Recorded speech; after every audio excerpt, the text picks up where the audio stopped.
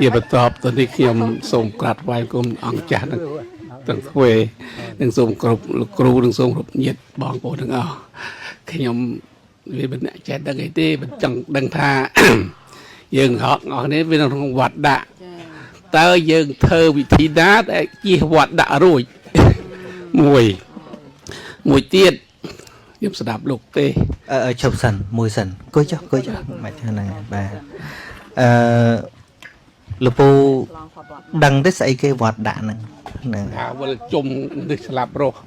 កើតចាស់គឺស្លាប់បាទអានឹងយើងនិយាយដោយសន្មត់វត្តដាក់បើនិយាយឲ្យមែនតែនទៅគឺកម្មនិងវិបាកបាទអញ្ចឹងយល់កម្មវត្តដាក់និងវិបាកក៏វត្តដាក់បាទហ្នឹងហើយអញ្ចឹងវាទល់តែយើងយល់ថាតើវាវិលព្រោះអីបាទអញ្ចឹងណាហើយកាលណាយល់ព្រោះអីយើងទៅផ្ដាច់អាស្អីដែលឲ្យវាវិលហ្នឹងបាទឃើញណា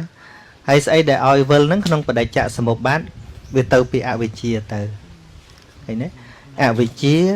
សង្ខារាឃើញទេអវិជ្ជាជាបច្ច័យឲ្យកើតសង្ខារហ្នឹងឯងគឺកម្មវត្តដាក់ហ្នឹងហើយ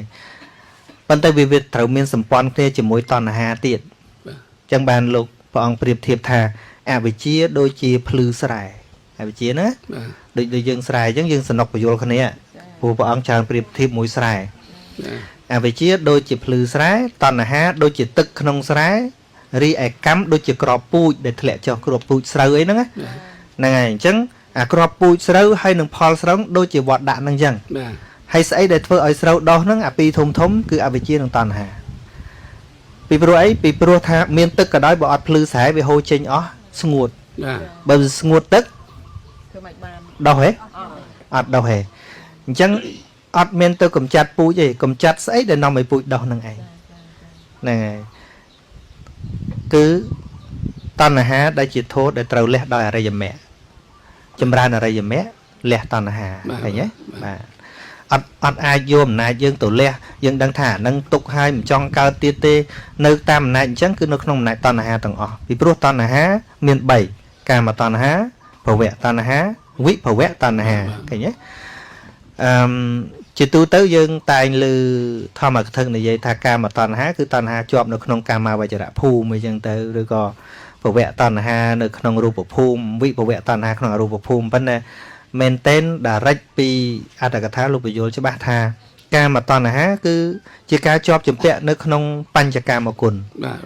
គឺជាប់ជំពាក់ក្នុងរូបសម្លេងក្លិនរូបផតថាពៈហ្នឹងណារបស់របរទាំងឡាយក្នុងโลกនេះហ្នឹងអាហៅថាកាមតណ្ហាហ្នឹងហើយដល់ទៅឧទាហរណ៍ថាឥឡូវយើងមានទូរស័ព្ទមួយហើយក៏ជាប់ជាមួយនឹងទូរស័ព្ទហ្នឹងជាប់កុំឲ្យវាឆាប់ខូចចឹងទៅអាហ្នឹងដែលឲ្យវានៅបានយូរប្រើបានយូរហ្នឹងអាហ្នឹងគឺជាភវៈតណ្ហាដោយសសតតិដ្ឋិឃើញទេហើយដល់ពេលមានគំនិតថាមិនចង់ឲ្យវាខូចទេអត់ចង់ឲ្យវាខូចមិនចង់ឲ្យវាបាត់ព្រោះឬក៏ថាទិញទូរស័ព្ទមកវាខុសដល់ចឹងទៅឈប់ទិញអាម៉ូតណាឈប់ទិញមកយោ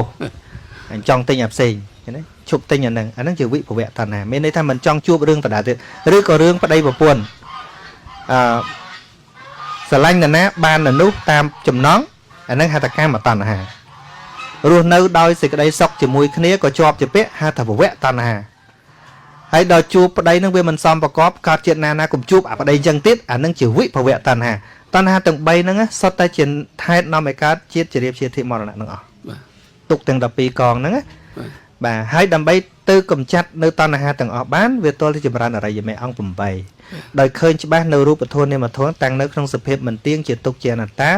មិនមែនជាសសតវត្ថុมันអាចចាប់ប្រកាន់ដោយសភាពថាជាមមួនទេវាតែងតែកើតហើយរលត់កើតហើយរលត់ទៅអស់សេចក្តីប្រាថ្នាកាលណាអស់សេចក្តីប្រាថ្នាទៅអស់សេចក្តីទុក្ខដោយដែលព្រះអង្គត្រាស់ថាតណ្ហាកយោសពទុក្ខខញ្ញនិតេអស់ទៅនៃតណ្ហាទាំង3ហ្នឹងទៅអស់នៅទៅនៃសេចក្តីទុក្ខបានបាទចាប់បានទេបាទ